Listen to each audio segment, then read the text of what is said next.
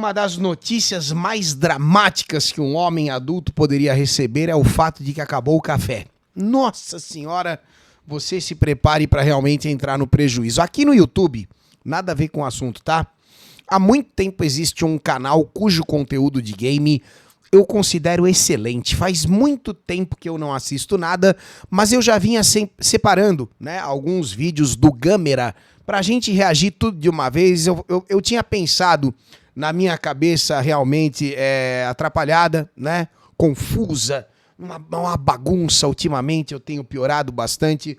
Também por conta da idade, eu acredito. Pode ser possível, Barros? Pode ser possível, é possível. Você se considera jovem ainda, né?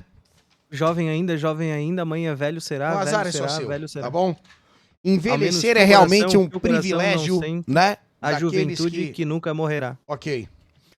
E o Gamera não é um canal que posta tanto material, mas quando eles postam, normalmente tem bastante qualidade. Portanto, hoje, domingo, feriado prolongado, a gente vai tirar o dia para reagir a alguns excelentes conteúdos do Gamera, ok?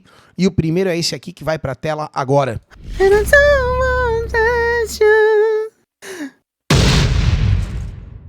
O título do vídeo é O Gênero que Cria Gêneros. E não, nós não estamos falando de ideologia de gênero, que fique bem claro isso aí.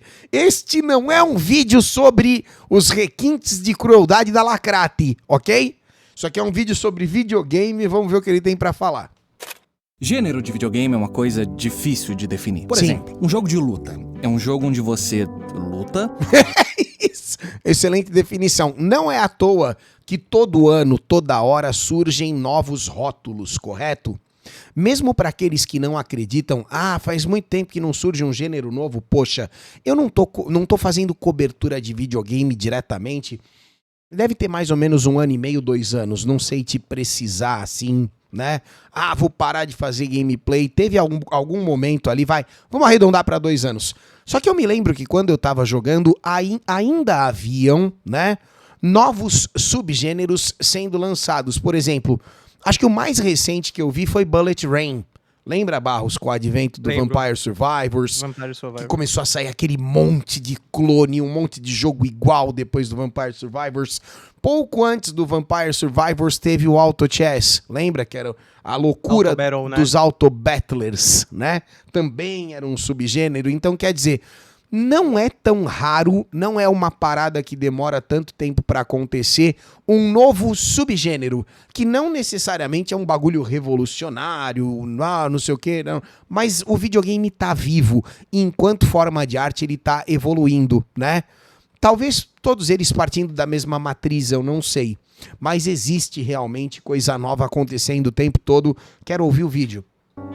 E o que mais? O que diferencia um Souls-like de um Soul Calibur? É a perspectiva? São os combos? Qual é a lista de coisas que um jogo precisa ter pra ser considerado um jogo de luta? E todo jogo... E o que é mais interessante do que ele tá falando já logo de cara é que se você tem a mínima familiaridade com videogame, você inevitavelmente saberia distinguir com 5 segundos de gameplay se é um Souls-like ou um jogo de luta. Mas mesmo sabendo distinguir, talvez você não conseguisse explicar por quê. Porque uma coisa é você bater o olho e saber. A outra coisa é você explicar, né, pro teu adversário, pra quem tá conversando com você. Mas por que esse aqui é de luta e esse aqui é Souls-like? Qual que é a diferença? Não, é porque no de luta você luta e no Souls-like você luta, mas você luta com a câmera. Você entendeu? É difícil de explicar. Que tem essas coisas é automaticamente um jogo de luta? Pois é. É por isso que eu costumo responder esse tipo de pergunta. O que é um jogo de luta? Com vai se fuder. Mas em 2008, nerds... Aí vai se fuder, é uma boa resposta, hein? De todo mundo se juntaram em Berlim pra tentar o impossível. Legal. A interpretação de Berlim define 9 características importantes para um roguelike. Geração procedural, morte permanente, gerenciamento de recurso... E aí já começa a ficar meio esquisito. Aí já fodeu, né? Ser um jogo baseado em turnos... Caralho, vocês já jogaram isso aí? Como é que é o nome desse joguinho, Barros? Ele foi indicado a Indie do ano, esse joguinho. É um tesão, chat. Puta, eu não vou lembrar o nome desse jogo de jeito nenhum. Eu lembro que ele custava uma miséria. Era um joguinho de 10 pila. Into the Breach. O chat que lembrou, não fui eu, tá? Eu nunca ia lembrar isso.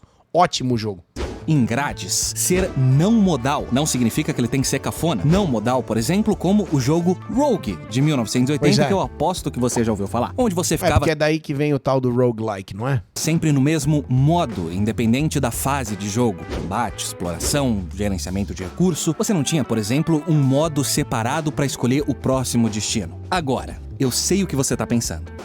Em churros. Mas você deveria estar perguntando que roguelike se encaixa nessa definição. Pois e olha é. que a gente tá só na metade da lista. Mas o objetivo desse documento Meu lindíssimo Dead Cells. nunca foi definir o que é e o que nunca será um roguelike. Ele é um estudo, um exercício para tentar entender o que torna essa experiência de jogos como Rogue tão única. Mas muita coisa mudou desde 2008 e eu não tô em Berlim e nem quero que as pessoas achem que esse é um vídeo sobre algum tratado da Guerra Fria. Então a gente vai mudar a abordagem e procurar O texto é muito bom, né? mais a essência de um roguelike hoje em dia, sempre Ok. com espírito científico, um olhar crítico e com emojis. Cara, é uma busca interessante, né? O que é que define um roguelike hoje em dia? Porque já fugiu muito do tal do rogue, né? Pra ser tão like assim.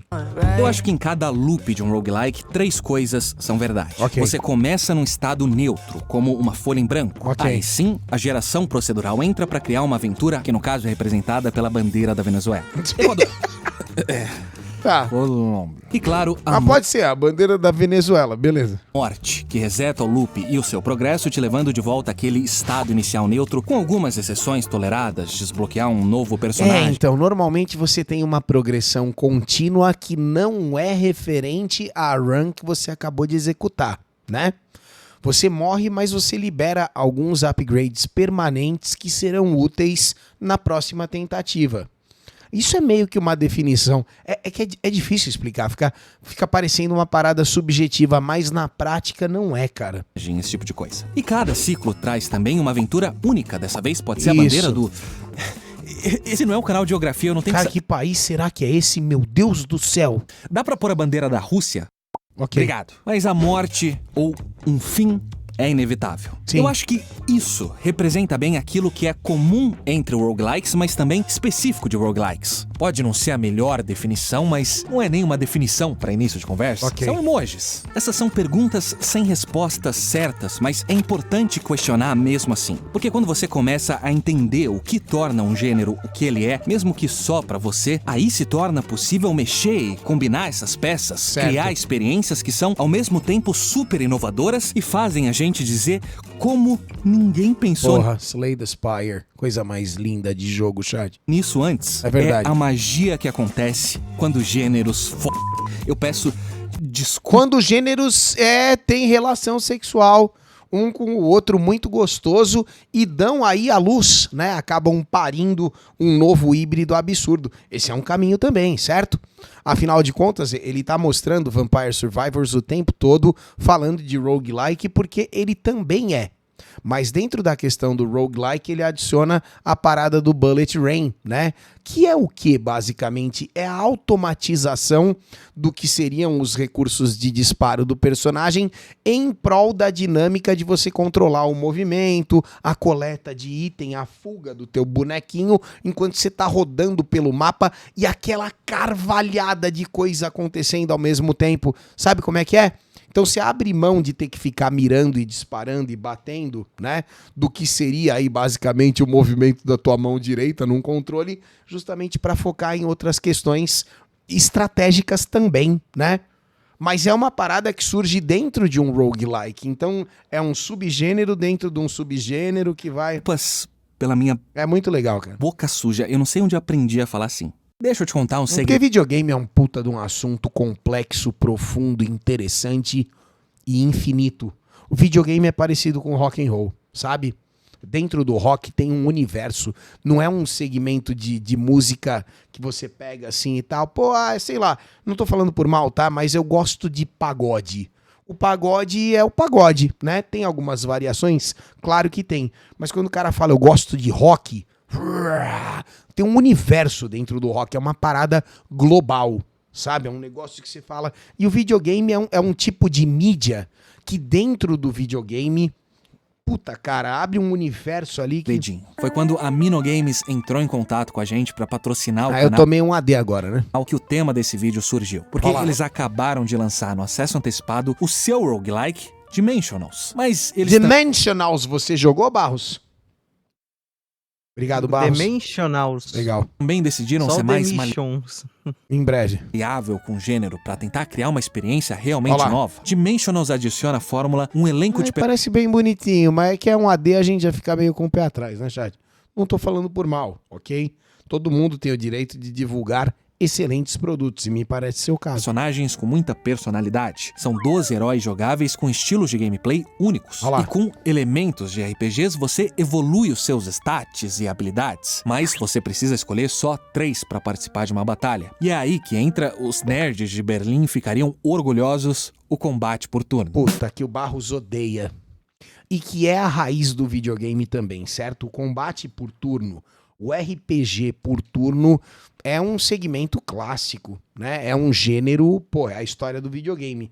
E é adorável, concorda comigo, Bochecha? Não Ah, concorda? depende. No Pokémon é bom. Olha lá. Porque esse é um roguelike da variedade de estratégia. Aliás, se você tá se sentindo um Sun É longo esse AD, né? Vai me dizer que o resto do vídeo é só AD? Tzu, saúde, obrigado. Tem o modo roguelike hardcore. Tô um pouco arrependido de ter selecionado esse vídeo.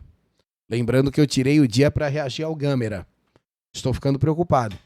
Extended Master Raid. Mas ele também adiciona a essa sopa um elemento que não costuma ser muito associado Pipinão? com esse tipo de jogo. Uma berinjola? Uma história com cutscenes dubladas e super charmosas no melhor estilo de história em quadrinhos. E a cereja em cima do bolo é essa trilha sonora gostosíssima do compositor de Gravity Falls. Então clica no primeiro link da descrição Olha lá. pra... Ó, eu fiquei com vontade, tá? Admito que eu sou realmente influenciável. Eu caí nesse AD aqui, eu fui feito de trouxa. começar a jogar Dimensionals e experienciar em primeira mão tudo que essa mistura de gêneros tem a oferecer. Não, eu adoro o combate por turno, eu acho sensacional.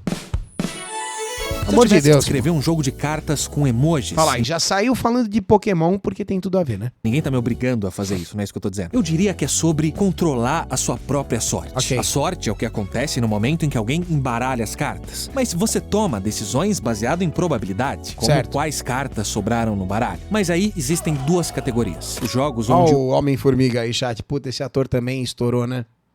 Estourou o saco, perdão. o baralho é sempre o mesmo, e os jogos onde você monta o seu baralho, trocando ou comprando cartas novas. Ok. Até que um terceiro tipo apareceu. O Deck Builder trazia essa parte Puta, Deck Builder é gostoso, né? Paul Rudd, ele mesmo. de colecionar cartas pra dentro do jogo. No jogo de Sim. tabuleiro Dominion, por exemplo, algumas cartas funcionavam como Isso também é um AD ou eu tô atrapalhado aqui? Não sei, chat. Magic the Gathering.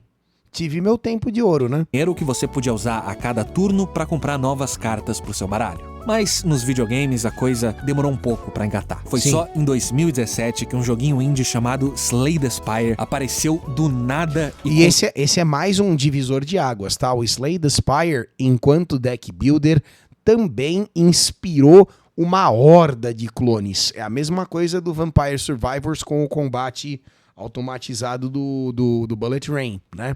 Slay the Spire é um puta, um jogo, sabe, imperdível. Eu recomendo demais que você jogue. E ele é o pai desse subgênero aqui, dessa matéria, né? conquistou o mundo. E no processo não inventou, mas definitivamente criou o gênero de roguelike deck builder. É isso aí. Olha lá, Acontece é um roguelike deck builder. Eu chamei só de deck builder, né? Mas ele tem as duas distinções também. que esses emojis, bom, eles têm muita química. Como um roguelike, você começa com um baralho básico e neutro, e eventualmente morre ou vence, ponto de interrogação, e começa tudo de novo. Sim. Mas aqui no meio, a geração procedural se funde com a sorte de um jogo de cartas para criar o caos. É maravilhoso. Isso aí é uma parada...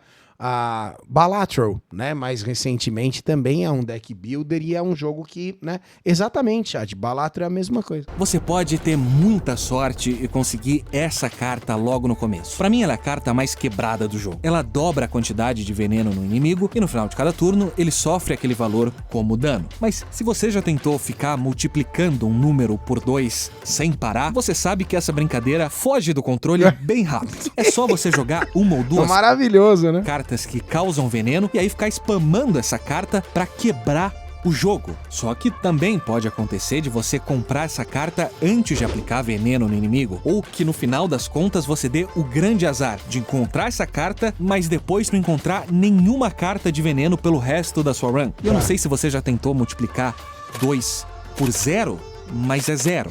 Sempre. Essas cartas e relíquias e poções combinam de uma forma... E você vê que ele é um jogo, esteticamente, ele é relativamente feio, certo? O Slay the Spire não é um jogo bonito. Ele tem uma identidade visual, ele tem estilo, mas você percebe que essa parte de layout, de design, nem é tão profissional assim, sabe? É uma coisa meio, sei lá, cara... Você percebe que a qualidade artística da pessoa não é aquele uau e tal. E mesmo assim, cara, ele é mecanicamente tão foda, tão inteligente que ele virou um fenômeno. Eu acho que ele não foi premiado com porra nenhuma na época. E agora eu tava parando aqui pra pensar nisso porque Balatro ganhou tanta coisa. E assim, ele bebe exatamente dessa fonte, né? Talvez o Slay the Spire devesse ser mais reconhecido pela crítica. Porque pelo público eu lembro que ele virou moda na Twitch, tinha muita gente jogando, puta de um jogo diferentão, né? Ele teve o reconhecimento do público, agora da crítica eu não tenho certeza. Muito volátil. Então o jogo... Foda-se a crítica, eu sei, mas só uma observação. Precisa te dar ainda mais jeitos de controlar esse caos. E é aí que entra a parte do deck building. As suas chances de vitória dependem tanto das batalhas de cartas, quanto de toda essa outra parte que te apresenta decisões tão aleatórias quanto pra montar o seu baralho. Esse roguelike é um jogo bastante modal. Metade do mapa é feita de eventos, bons e ruins. Lojas, tem jogo da memória, uma roleta. São tantos sabores diferentes para a geração procedural escolher aqui que toda batalha, todo baralho, todo problema e toda solução vão ser sempre únicos. Eu acho que só coisas boas podem acontecer quando você tenta entender o que torna cada gênero especial, mas caga pras regras um pouco. É claro que nunca é fácil criar algo novo de verdade. Mas cagar pras regras é necessário pra gerar esse tipo de híbrido, né? A ideia é só meio caminho andado. Foi a execução... Vocês ficar seguindo o quadradinho ali, não, porque o meu jogo tem que ser assim, tem que ser assado, porque normalmente esse tipo de jogo é desse jeito e tal, fodeu. Realmente você vai se cercear, você vai se censurar e impedir algo novo de acontecer. Não é o caso do Slay the Spire. O que fez Slay the Spire funcionar tão bem, apesar de todo esse caos? Sim. Ele é... Esse aqui é mais literal. Ele é joia. Agora é a sua vez de estudar. Ele com certeza é joia. Essa mistura de gêneros com o jogo do nosso patrocinador Dimensionals. Legal. Muito obrigado a Minogames por tornar esse vídeo possível. Cara, talvez eu experimente isso aí depois. Bacana. Ó, eu não sabia... A princípio que esse vídeo aqui seria um conteúdo patrocinado. Na thumb eu vi o Slay the Spire, eu falei, porra, eu não posso perder esse conteúdo. E pra variar, o conteúdo do Gamera é acima da média, mas obviamente esse vídeo só existe pra vender o peixe do Dimensionals. E eu espero que tenha funcionado também, por que não? Né? Espero que o jogo tenha aí embalado e dado certo. Porra, conteúdo patrocinado, quando acreditam na gente, é uma honra divulgar. De toda forma, eu continuo falando de videogame com conteúdo do Gamera daqui a pouco de novo. Hoje tem 3 vídeos e o próximo vídeo chega daqui umas 4 horinhas, tá bom? Clica na curtida, obrigado aí por estar acompanhando o retorno definitivo, a reativação definitiva mesmo, de uma vez por todas, porque agora estou sendo cobrado aqui neste canal de cortes. Espero que você continue conosco, tá bem? Clicou na curtida, comentou, membro aqui é 2 pila, eu volto daqui a pouco. Fala tchau, Barro. Até já!